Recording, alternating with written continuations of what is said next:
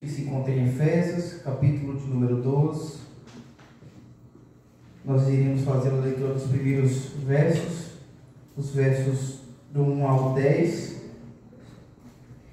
E enquanto os irmãos procuram, tem algum aviso para dar hoje? Não? Amém. Então, tem. Quinta-feira, às 4h30 da manhã, estaremos lá no templo para o último culto do mês de agosto, o último culto matutino, 4h30 da manhã. pronto. Amém. Então, na próxima quinta, 4h30 da manhã, está tendo trabalho lá na sede, na direção da irmã Dalma, da irmã Denise também, né? De toda uma igreja, toda a igreja. Amém. Então, quinta-feira tem esse propósito de oração. Todos já encontraram, irmãos? Amém. Nos diz assim: vocês estavam mortos em suas transgressões e pecados, nos quais costumavam viver quando seguiam a presente ordem deste mundo, e o príncipe do poder do ar, o espírito que agora já está atuando nos que vivem na desobediência. Anteriormente, todos nós também vivíamos entre eles, satisfazendo as vontades da nossa carne, seguindo os seus desejos e pensamentos. Como os outros, éramos por natureza merecedores da ira. Todavia, Deus, que é rico em misericórdia, pelo grande amor com que nos amou, deu-nos vida com Cristo, quando ainda estávamos mortos em transgressões. Pela graça vocês são salvos. Deus nos ressuscitou com Cristo e com Ele nos fez assentar nas regiões celestiais em Cristo Jesus, para mostrar nas eras que hão de vir a incomparável riqueza de sua graça, demonstrada em sua bondade para conosco em Cristo Jesus. Pois vocês são salvos pela graça, por meio da fé, e isto não vem de vós, é dom de Deus, não por obras, para que ninguém se glorie, porque somos criação de Deus, realizada em Cristo Jesus, para fazermos boas obras, as quais Deus preparou antes para nós as praticarmos. Senhor nosso Deus, no nome de Jesus, nós te damos graça e te adoramos nesta noite, Pai. Te adoramos porque o Senhor é digno de toda adoração, de toda exaltação, de todo louvor. Pedimos que a tua graça e o teu Espírito Santo ilumine nossa mente para que possamos compreender as tuas escrituras sagradas. Que nós saímos daqui fortalecidos e edificados por essa rica e maravilhosa palavra que o Senhor nos revelou. Abençoa nossas vidas e nos dá entendimento, Pai, nesta noite, em nome de Cristo Jesus. Amém. Meus queridos irmãos, imagine comigo o seguinte cenário: um homem está preso em alto mar, ele está dentro do mar e ele está sem força, está imergindo dentro das águas profundas e fortes. As águas do mar que são revoltas, são fortes. E existe um problema muito grande para este homem. Este homem não sabe nadar. Quantos aqui não sabem nadar? Eu mesmo não sei nadar. Agora imagine, meus irmãos, vocês e eu, nós, dentro de um mar revolto, de um grande mar, sem saber nadar, sem ter um bote salva-vida, sem ter força, sem ter um colete, sem ter absolutamente nada. Imagine essa cena, como é desesperador, como é desesperançoso, porque o mar está revolto, as ondas estão nos cobrindo, e cada vez mais, quando a gente tenta subir à tona, a água invade nossos pulmões e vai tirando as nossas esperanças de vida, vai invadindo o nosso ser, vai mexendo com a gente, e praticamente todos nós, diante de uma situação como essa, sem bote, sem colete, sem saber nadar, todos nós estamos condenados à morte, não é verdade, meus irmãos? Diante de uma situação como essa, nos resta apenas a morte. Agora imagine comigo, de repente surge uma mão poderosa, firme, estendida do alto de um barco. E essa mão nos agarra e nos tira da morte certa e nos coloca novamente em segurança dentro do barco. É uma situação de esperança. E sabe, meus irmãos, assim éramos nós. Nós éramos como este homem que estava dentro desse mar revolto, com as ondas nos cobrindo e nos envolvendo com a sua fúria, e fazendo com que nós perdêssemos a esperança de encontrar vida, refúgio, porque nós não sabíamos nadar, nós não tínhamos um bote salva-vida, nós não tínhamos um colete, nós não tínhamos absolutamente nada que pudesse nos tirar daquela condição. Mas de repente nós encontramos uma mão que nos puxa, e essa mão, meus irmãos, é a mão de Deus através de Cristo. Todos nós éramos assim, não submergidos num mar raivoso, não submergidos nas águas que nos sufocavam e tiravam de nós o nosso fôlego de vida, mas nós éramos assim mortos em nossos pecados. Nós estávamos submergidos pelos nossos pecados sem ter força para nos salvar, sem ter capacidade em nós mesmos para alcançar salvação e esperança. Nós estávamos morrendo aos poucos. Mas aí, meus irmãos, a mão de Deus, através de Cristo, nos alcançou e nos tirou da morte espiritual e nos deu uma vida abundante em Cristo Jesus. E é sobre isso, meus irmãos, que Paulo ele fala aqui em Efésios capítulo 2, versos 1 ao 10. Ele nos fala que a salvação é uma obra exclusiva da graça de Deus em Cristo Jesus. E é sobre isso, meus irmãos, que nós iremos aprender. Nós precisamos, antes de tudo, de entrar nos textos e nos versos 1 ao 10, nós precisamos entender um pouco o contexto da carta que Paulo escreveu aos Efésios. A carta aos Efésios, meus irmãos, ela foi escrita por Paulo quando ele ainda estava preso em Roma. Ele escreve para os cristãos que viviam em uma cidade idólatra, cheia de feitiçaria, de ocultismo e de cultos a deuses pagãos. No capítulo 1, Thales até fez uma pregação, numa semana que eu estava aqui, e Paulo ali, ele já havia mostrado a grandeza das bênçãos espirituais em Cristo Jesus. Só que agora, no capítulo 2, Paulo ele mostra de onde Deus nos tirou e para onde Deus nos levou pela sua graça. Paulo começa nos falando das bênçãos espirituais que nós conquistamos em Cristo Jesus, que nós adquirimos, melhor dizendo, em Cristo Jesus, dos versos 3 ao 14 de Efésios. Mas agora, no capítulo 2, dos versos 1 ao 10, Paulo vai nos mostrar de onde Deus nos tirou, quem nós éramos e agora onde nós estamos através da graça de Cristo. Onde nós estamos através da graça de Deus. E aqui, meus irmãos, o apóstolo ele vai, para poder fazer isso, ele vai nos mostrar um contraste radical entre o homem sem Cristo, e esse homem sem Cristo está morto em seus delitos e pecados, mas agora em Cristo ele recebe vida, ele recebe graça abundante, ele recebe esperança, ele recebe propósito de vida. É isso que nós vamos ver, meus irmãos, nesses versos que nós iremos fazer a exposição. A proposta desse texto aqui é clara. Os versos 1 ao 10, ele quer nos mostrar que Deus salva o homem de seus pecados unicamente por sua graça, por meio de Cristo, para que nós vivamos em uma nova vida, em uma novidade de vida em Cristo Jesus. Então, meus irmãos, nós iremos ver aqui 3 pontos principais dessa carta. Dos versos 1 ao 3, nós vamos ver Paulo falando acerca da nossa condição sem Cristo. Nós estávamos mortos em pecados.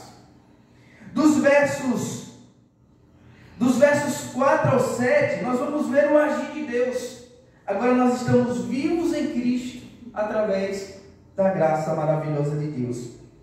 E por fim, dos versos 8 ao 10, nós vamos ver o propósito da salvação. Qual é esse propósito da salvação? Viver para a glória de Deus.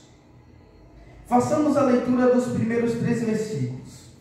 O texto nos diz assim: vocês estavam mortos em suas transgressões e pecados, nos quais costumavam viver, quando seguiam a presente ordem deste mundo, e o príncipe do poder do ar, o espírito que agora está atuando nos que vivem na desobediência.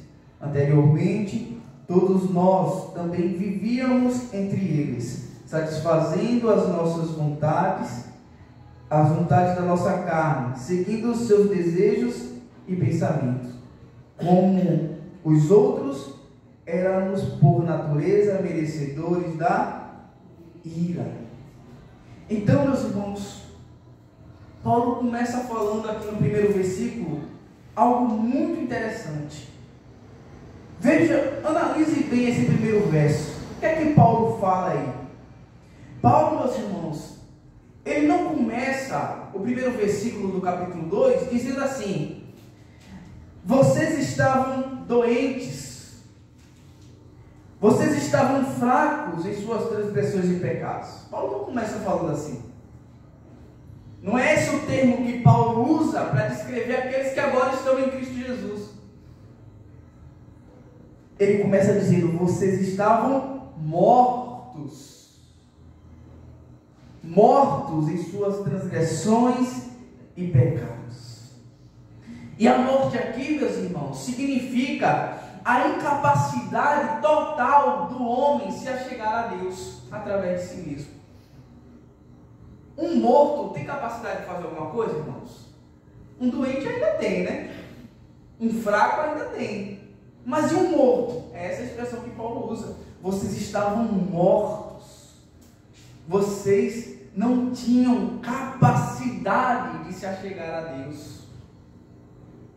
Vocês estavam mortos em suas transgressões e pecados. É isso que Paulo está dizendo.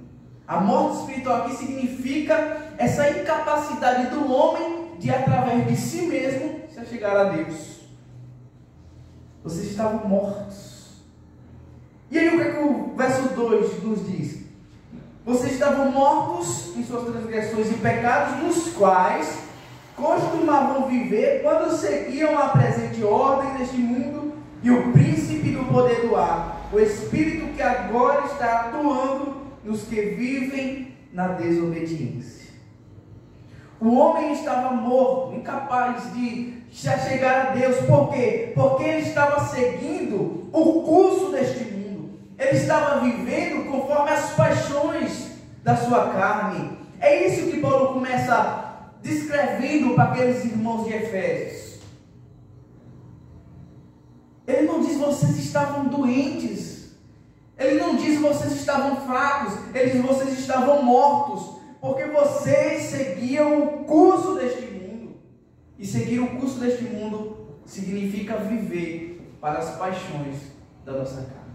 Quantas pessoas, meus irmãos, analisando esse mundo agora de uma perspectiva teocêntrica, quantas pessoas neste mundo não vivem para este mundo, não seguem o curso deste mundo? Agora a nossa cosmovisão foi transformada, porque após a conversão, nós colocamos outras lentes em nossos olhos. Nós enxergamos os olhos a partir da perspectiva bíblica, através daquilo que nós entendemos ser a vontade de Deus, e que de fato é a vontade de Deus. Só que quando nós olhamos esse mundo, meus irmãos, nós olhamos as pessoas seguindo o curso desse mundo. E o que é seguir o curso desse mundo? É viver conforme as suas paixões. As pessoas amam a si mesmas. E nós temos a nossa natureza que sempre nos leva a querer viver para nós mesmos, querer seguir o nosso curso, querer seguir as nossas paixões. O reflexo dessa sociedade que nós vemos aí é o reflexo do que nós fomos um dia. Nós seguíamos as paixões deste mundo, da nossa carne, da nossa natureza. E é aqui, meus irmãos, que nós devemos ter muita compaixão e misericórdia das pessoas aí fora, porque nós, quando olhamos para o passado das nossas vidas, nós enxergamos nelas o que nós fomos um dia. É isso que Paulo está falando para os irmãos dos Efésios. Vocês estavam mortos em suas transgressões e pecados, porque vocês seguiam o curso deste mundo e vocês viviam conforme as paixões da sua natureza, da sua carne. Todos nós, meus irmãos, temos uma natureza que sempre nos leva a querer desobedecer a Deus. Sempre é tendenciosa. A nossa natureza, ela é, por mais que nós ainda estejamos em Cristo, basta alguém pisar no nosso calo, que o primeiro Adão, ele se surge das cinzas como uma fênix. E ele vem para tentar tomar as rédeas da nossa vida. Porque essa é a natureza que nós herdamos em Adão. Só que agora, meus irmãos, nós estamos em Cristo Jesus. E Paulo está nos lembrando. Mas antes, vocês seguiam a sua antiga natureza. Vocês seguiam o exemplo da velha criatura, do velho Adão. E por conta disso, aí Paulo nos fala no verso 3. Anteriormente, todos nós também vivíamos entre eles, satisfazendo as vontades da nossa carne, seguindo os desejos e pensamentos, como os outros, ou seja, como aqueles que estão no mundo, como aqueles que seguem a sua natureza, as suas paixões, como os outros. Nós éramos, por natureza, merecedores da ira. Nós estávamos debaixo da influência do diabo. Nós seguíamos o curso deste mundo e nós éramos merecedores da ira de Deus. Paulo nos mostra, meus irmãos, algumas verdades nesses primeiros 3 versículos. Ele nos fala numa visão geral acerca da nossa condição sem Cristo Jesus. No geral, todos nós estávamos mortos em nossos delitos e pecados. Mas veja que Paulo nos fala, nas entrelinhas desses versículos, alguns pontos interessantes. Em primeiro lugar, nós seguíamos a nossa própria vontade. Em segundo lugar, nós estávamos debaixo da influência do diabo. E em terceiro lugar, nós éramos, por natureza, filhos da ira. Meus irmãos, é essa a condição que o mundo sem Cristo tem. Em primeiro lugar, o mundo sem Cristo, ele anda segundo os seus desejos e suas paixões. Ele vive para satisfazer a sua natureza decaída pelo pecado, a natureza que ele herdou em Adão.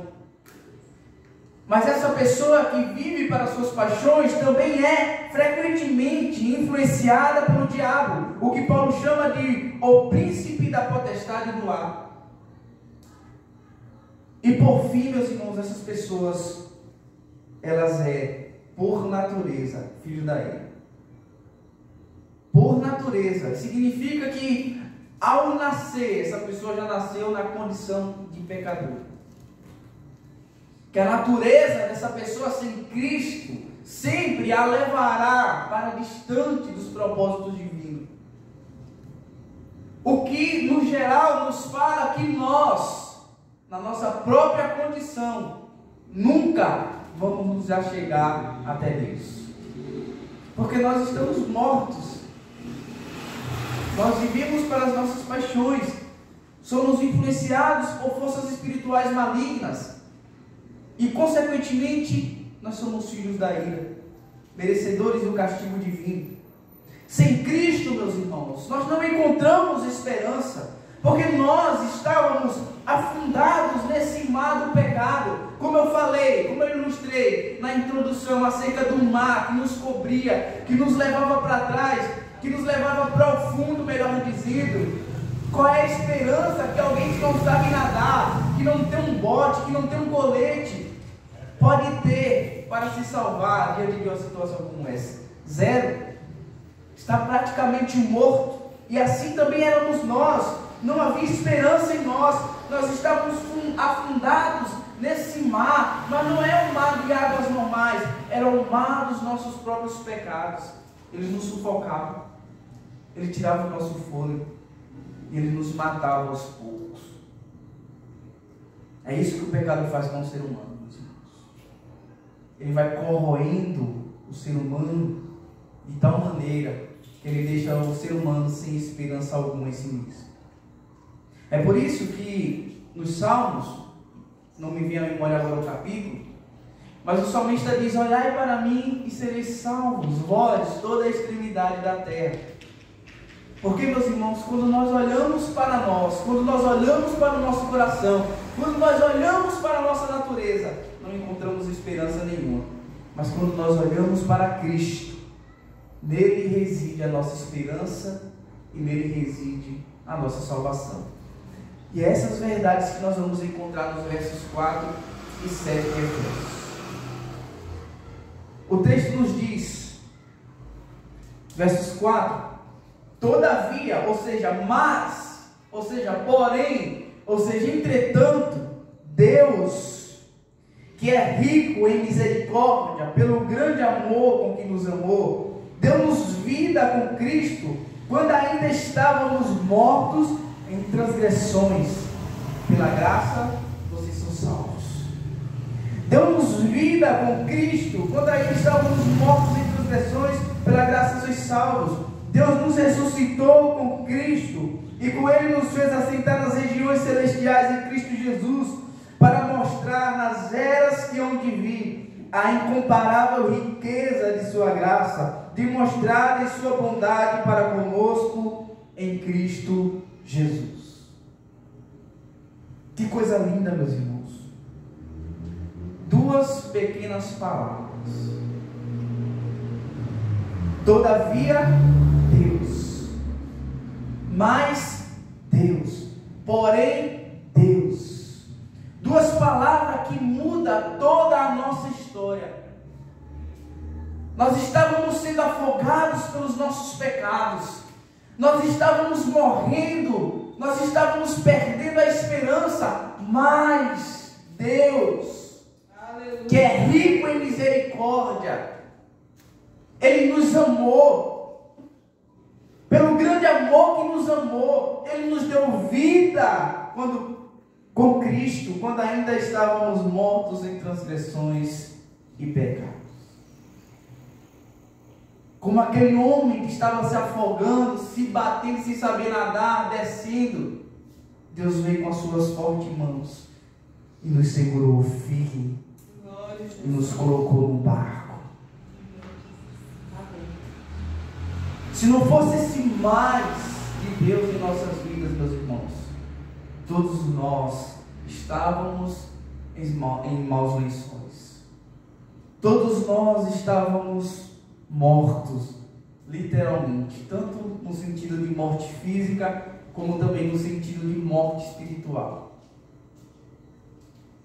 3 mortes. Paulo começa falando de uma morte espiritual que impede o homem de se seguir até Deus. Mas essa morte espiritual leva o homem à segunda morte, que é a morte física. E que, consequentemente, sem Cristo, leva para uma terceira morte, que é a morte eterna, que é a segunda morte. É terrível, meus irmãos. É sério. Mas aqui está toda a bondade de Deus. Num simples mas, num simples porém, Deus transformou toda a nossa história. Glória a Deus. Deus transformou todo o nosso destino de condição eterna para filhos de Deus. Deus, sendo rico em misericórdia, Ele nos amou com grande amor. Mesmo mortos, Ele nos deu vida em Cristo Jesus. Ele nos ressuscitou com Cristo e nos assentou nos lugares celestiais. E aqui, meus irmãos, nós nos fazemos a seguinte pergunta. Eu gosto sempre, quando eu leio Efésios capítulo 12, eu me faço a seguinte pergunta: o que um morto poderia oferecer para Deus para alcançar a vida eterna? O que alguém morto, se batendo no mar raivoso, consegue oferecer para que Deus o salve? Nada, meus irmãos. Nós estávamos mortos. Nós não tínhamos nada para oferecer para Deus. E veja que boa notícia: Deus não pede nada de nós para nos aceitar. Ele é rico em misericórdia. Ele é rico em amor. E por causa desse grande amor, mesmo nós estando mortos, mesmo nós seguindo o curso dessa natureza perversa, mesmo nós sendo influenciados pelo diabo, Deus teve misericórdia de nós e nos chamou e nos trouxe para perto de si. E aqui está a beleza da salvação, porque Paulo fala, meus irmãos, que aqui não é sobre o que nós fazemos, mas é sobre o que Deus fez por nós em Cristo Jesus. É sobre a obra salvífica de Deus através de Cristo Jesus. É sobre Deus estendendo as mãos para pessoas miseráveis que mereciam a morte, e Deus pegando a gente e nos fazendo pessoas dignas, justas e perdoadas por Deus. Paulo transfere toda a glória e toda a exaltação da obra da salvação para quem de fato é direito, para Cristo Jesus, e não para nós. Não para nós. E aí, Deus nos salva dessa condição. Mas Deus nos salva dessa condição, meus irmãos, para um propósito. A nossa salvação, ela tem um propósito. E esse propósito é viver para a glória de Deus. E nós vemos isso nos versos 8 ao 10. Paulo nos diz: pois vocês são salvos pela graça, por meio da fé. E isto não vem de vocês, é dom de Deus. Isto o que não vem de nós, meus irmãos?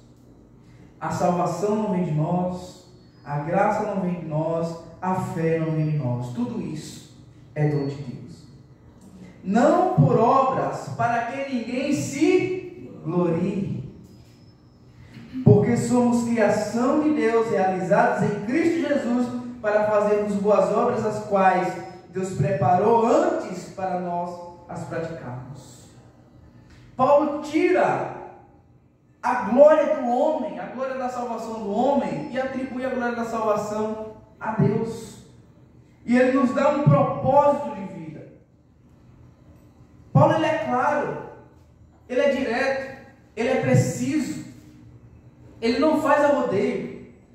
Ele nos diz que nós somos salvos por sua graça, pela graça de Deus, mediante a fé. A fé faz essa mediação. E isso não vem de nós, mas isso é um dom de Deus. Não vem das obras para que ninguém se glorie. Meus irmãos, eu costumo falar isso, eu não sei se eu já falei aqui, mas desconfie de pessoas que batem no peito e dizem: eu consegui isso, eu faço aquilo. Não tem nada a ver conosco, meus irmãos. Não tem nada a ver com o que nós fazemos ou deixamos de fazer. Tem tudo a ver com Cristo.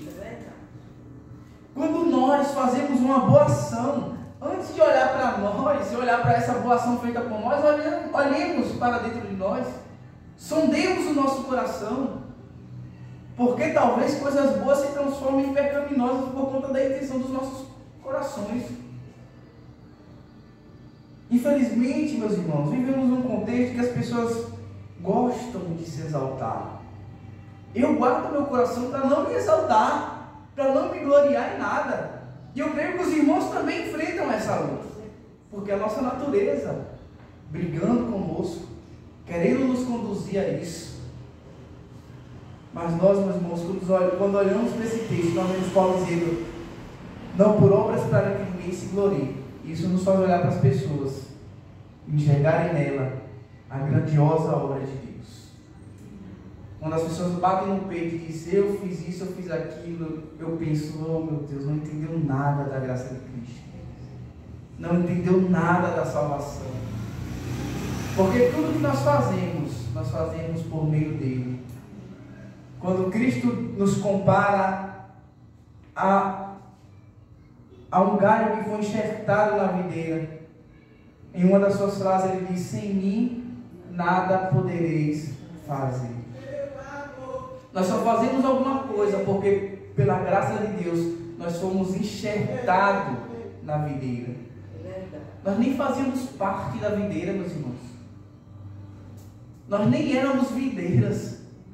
Ele nos pegou, Ele abriu um espaço na videira, Ele nos enxertou na videira e agora nós fazemos parte dessa videira. E se nós damos frutos, é porque nós fomos enxertados na videira que é Cristo.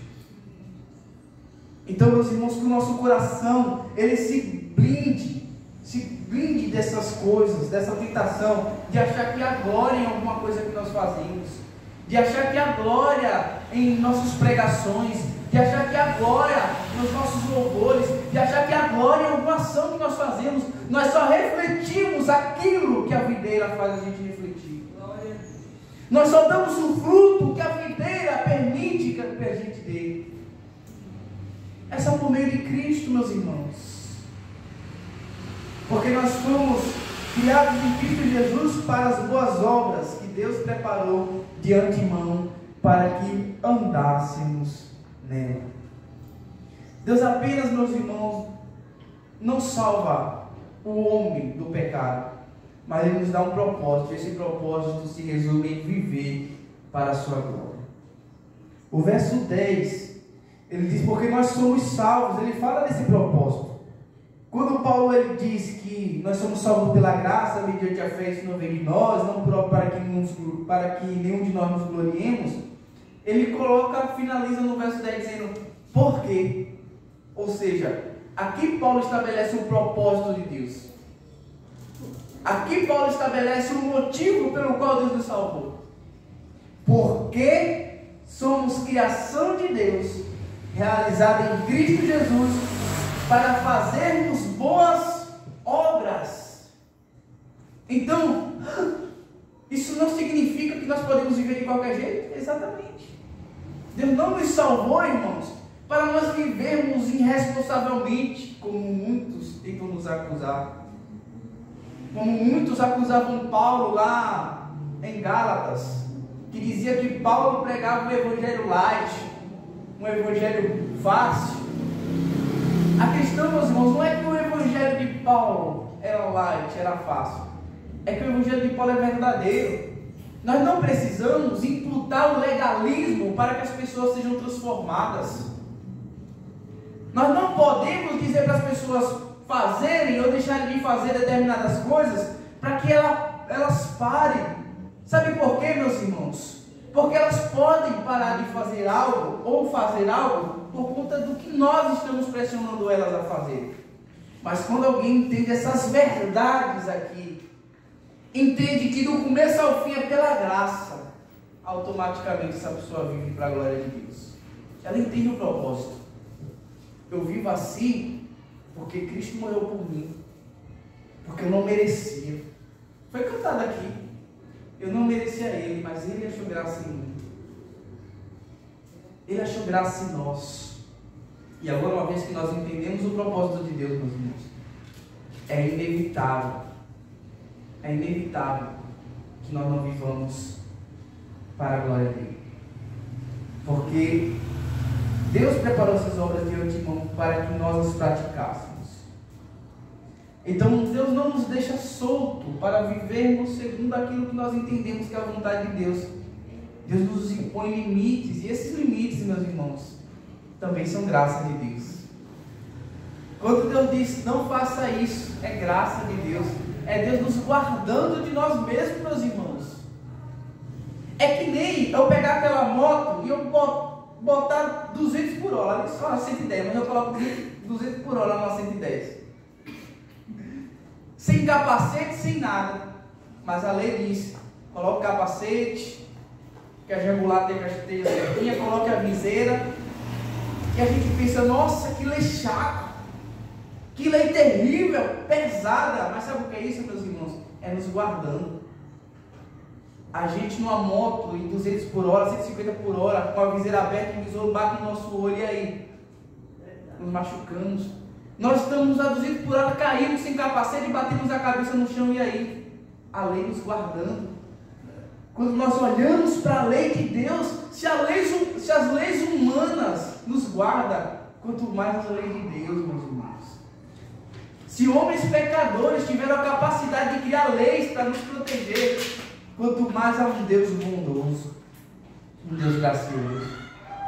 Então, meus irmãos, quando nós olhamos para Cristo e para a sua palavra nessa perspectiva, nós conseguimos de fato viver para a glória de Deus. Nós somos aquilo que Cristo nos chama de servo inútil. Servo inútil, meus irmãos. Cristo fala que depois do servo ter concluído todo o trabalho, ele tem que considerar-se inútil, porque ele só fez aquilo que foi ordenado a fazer. Mas ali, Cristo não está nos ensinando a nós olharmos com um olhar de autocomiseração, ou querer que nos esprema mais e mais e mais para a gente fazer mais do que ele nos pede. Não. Sabe o que é que ele está nos ensinando ali? É que nós devemos fazer tudo o que ele nos manda e no final nos considerarmos inúteis. Ou seja, não nos gloriarmos em nada do que nós fazemos, porque nós só fazemos aquilo que ele nos ordena. Ou seja, a glória não deve ser a mim que sou o servo inútil, mas o servo inútil é ele bater no peito no final de uma pregação, no final de um louvor, e ele sair orgulhoso e alegre, porque ele entende: eu saí como um servo inútil, eu não me gloriei nas coisas que é apenas para a glória de Deus. Eu fiz o que Deus me manda, eu ajudei o necessitado, eu preguei uma palavra para aquele pecador que estava precisando, mas eu sou inútil. Eu cumpri meu papel e eu me glorio porque Cristo é quem deve ser glorificado. Aleluia. Cristo é quem deve ser exaltado. Então aqui, meus irmãos, Deus não apenas nos salva, mas Ele nos dá um propósito de vida. E para finalizarmos, eu gostaria de fazer algumas aplicações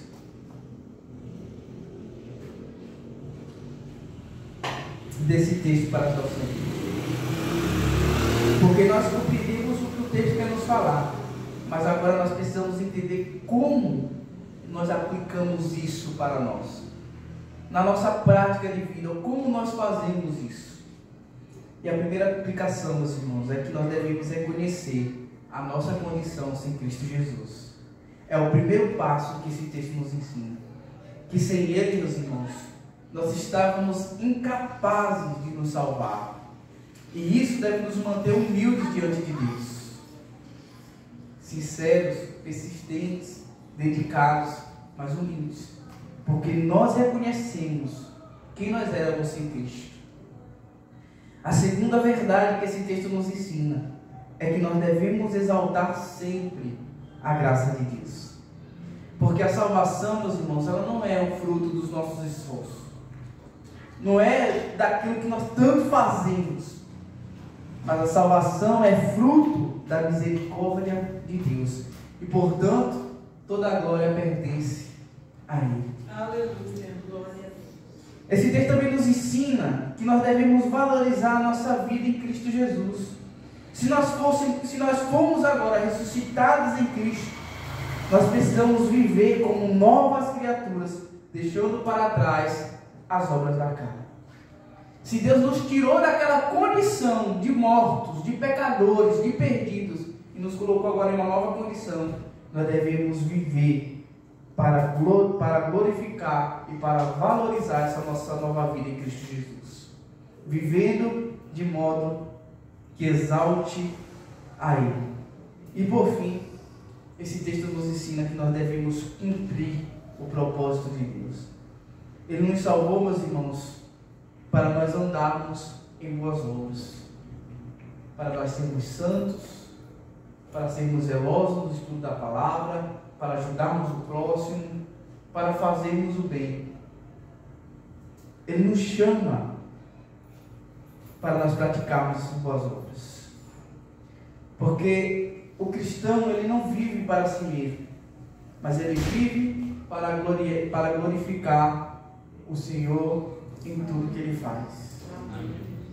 Ele glorifica o Senhor aqui na igreja, ele glorifica o Senhor na sua casa, ele glorifica o Senhor no seu trabalho, ele glorifica o Senhor aonde ele está, porque ele sabe que ele foi salvo para um propósito, o propósito de glorificar ao Senhor. Então, meus irmãos, Efésios capítulo 2, versos 1 ao 10, nos mostra a grande jornada do pecador, da morte para a vida, das trevas para a luz, da ira para a graça de Deus. Se hoje nós estamos em Cristo, nós devemos celebrar essa graça que nos alcançou. Mas se ainda, meus irmãos, nós estamos aqui, nós frequentamos os cultos, mas nós ainda não entregamos a nossa vida a Ele, nós devemos saber o seguinte, que a mão de Deus está estendida para nos tirar do mar da perdição dos nossos pecados e nos colocar em terras firmes e nos salvar, porque a salvação, ela é um presente, a salvação a gente recebe e não se conquista. Então que nós viemos receber essa salvação pela fé e que nós viemos viver, meus irmãos, para a glória do Senhor Jesus. Amém. Amém, meus irmãos. Vamos colocar sobre os pés nesse momento. Vamos agradecer a Deus por sua maravilhosa salvação. Bondoso Senhor, no nome de Jesus, nós oramos a Ti e te agradecemos nesta noite. Muito obrigado por esta palavra, Senhor. Muito obrigado por ter nos alcançado. De fato, nós estávamos nesse mar revolto. O mar dos nossos pecados estava nos afogando, Senhor. Nós não tínhamos esperança porque não sabíamos nadar. Nós não tínhamos bote, nós não tínhamos colete. Mas nós vimos uma mão poderosa, uma mão graciosa, nos tirando desse mar terrível de pecado e nos colocando em terra firme pela graça de Cristo. Portanto, Pai, nós pedimos que o Senhor nos ajude a viver para o Teu propósito, o propósito de glorificar Teu nome em tudo que nós íamos fazer. Que o Senhor aplique essa palavra em nossas vidas e que de fato nós íamos, Senhor, cumprir os Teus propósitos neste mundo.